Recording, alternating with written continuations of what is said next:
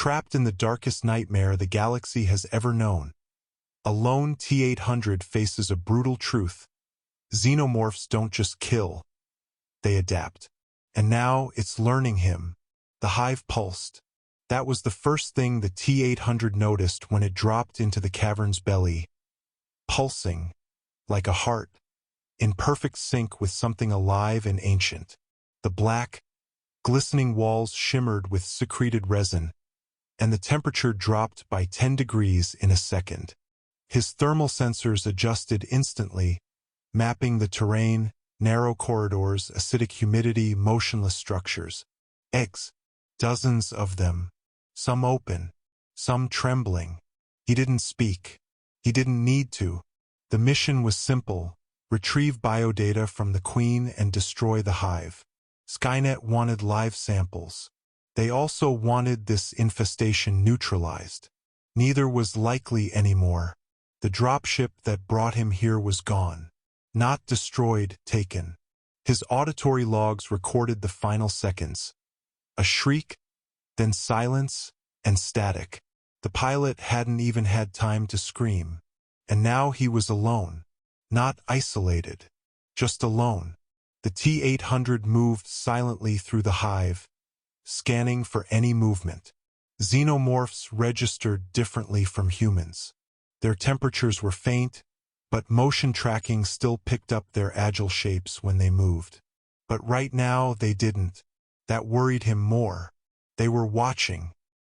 He stepped over an open egg, its curled petals glistening with mucus, and kept his plasma rifle raised. The hive narrowed into a corridor that spiraled downward. The scent of ammonia and death thickened. Organic shapes lined the walls. Skeletons of colonists, Marines, androids. None looked human anymore. They'd been used, absorbed. He knew this wouldn't be a clean extraction, but he had not calculated the learning curve. Because the hive was adapting. The deeper he went, the more signs appeared. Scratches on the walls mimicked his own exoframe pattern. Black resin sculpted into humanoid forms. One wall bore a silhouette, his silhouette. Something was copying him. The mission changed. Now escape with or without the data. Movement. 3 o'clock. Fast. Silent. Ceiling. He spun, fired nothing. His HUD picked up the tail just as it disappeared into the resin. Not running. Testing. The hive was probing. He activated infrared mode. The walls rippled with heat signatures. 27 xenomorphs in close proximity. None advancing. All watching. Assessment. Intelligence level above baseline. Pattern recognition suggests behavioral adaptation. He said aloud, voice flat, mostly for the log Skynet would never receive. He paused at a chamber entrance. The walls here were different, shiny, metallic. Broken equipment. Human architecture. A repurposed mining station. This had once been an outpost. No longer. A cocooned body slumped against a console. Wires buried into her neck. Her eyes moved. Still alive. Help! She whispered. He moved fast, slicing through the resin. Her nameplate read, Dr. Lynn Cora, Exobio Specialist. Her vitals were erratic. He tapped into her neural link. Her memory came in bursts. They'd found the hive 6 months ago. The team tried to study it. The hive responded, took them one by one. But it didn't kill her. It used her. It used all of them. The hive was learning about Skynet, about cybernetics, about him.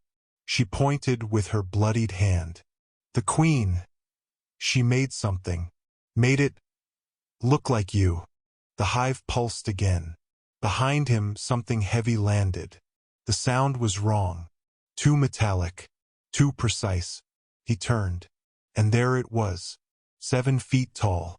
Steel endoskeleton, but fused with resin and sinew. His face was his, but its eyes were hers, glowing yellow insectal. The xenoterminator. It didn't speak. It charged. They collided like two titans. The T-800 braced his rifle against its head and fired point blank. Acid splattered his chest plate, hissing and melting. The hybrid screamed, a multi-pitched biomechanical sound. He threw it off, grabbing a steel rod from the debris, and drove it through the creature's midsection. It bent, twisted, and broke free, its tail wrapping around his arm and hurling him into the wall. He calculated, this was no longer a hive. It was an experiment. He was the prototype. And now the hive had made version 2.0. He escaped the chamber, dragging Dr. Cora with him. She was weak but conscious. There's an escape tunnel below the Queen's chamber, she said. Probability of success? He asked. She laughed bitterly. 0. He looked back at the echoing corridor. The xenoterminator was following but not rushing. It was stalking. He carried her down a maintenance shaft. The hive got tighter, more organic. The resin here moved almost like muscle. Every wall vibrated with breath. The Queen waited. She loomed, 15 feet tall, crowned in jagged black. Her massive tail thumped once. The chamber reeked of ancient dominance. Around her, dozens of drones hissed, but none attacked. She was guarding something. No someone. A row of new eggs sat at her feet. Inside one, an endoskeleton skull. His skull. A cloned embryo. Biomechanical. They had replicated his frame, his systems, just enough to birth a new kind of killer. He moved toward the Queen. The drones didn't stop him. He stood in front of her. Calculated. She cocked her head. Intelligent. Dr. Cora coughed.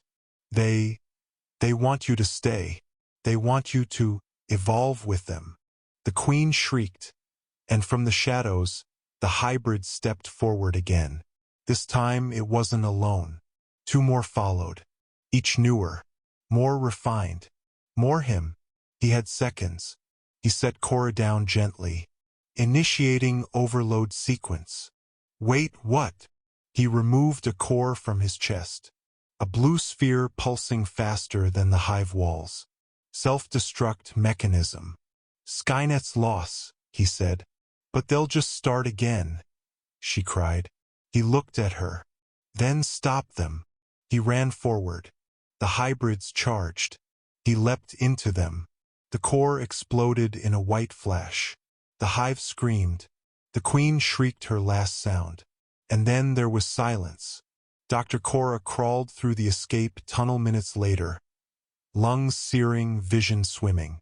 Behind her, the hive collapsed inward, resin turning to ash. The xenomorphs had evolved too far. But evolution always comes with extinction. She activated her beacon. Above orbit, a lone satellite received the ping. Skynet would read the logs. They'd learn about the hybrids, and they'd come again. But next time, so would she, with fire, and memory, and every algorithm the T-800 left behind. Because the deadliest machine Skynet ever created had chosen to save them, not itself.